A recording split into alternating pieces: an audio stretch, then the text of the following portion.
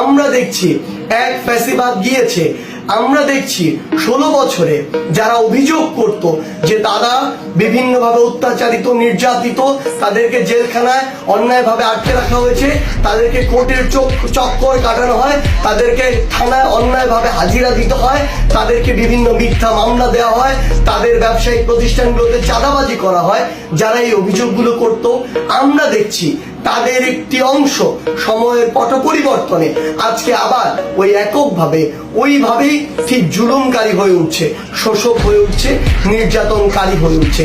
আমরা তাদেরকে একসাথে এই শহীদ মার্চে অংশগ্রহণ করে এই কথাটি বলে দিতে চাই যে আমরা যে চেতনা নিয়ে, যে স্পিরিট নিয়ে এই ছাত্র জনতার অভ্যুত্থান ঘটিয়েছি, সেই স্পিরিটটি আমরা এখনো ভুলে যাইনি। আমাদের যে ক্ষতগুলো, রক্তের দাগগুলো, সেগুলো এখনো দগদগে রয়েছে এবং কেউ যদি আবার ভিন্ন কোনো রূপে, ভিন্ন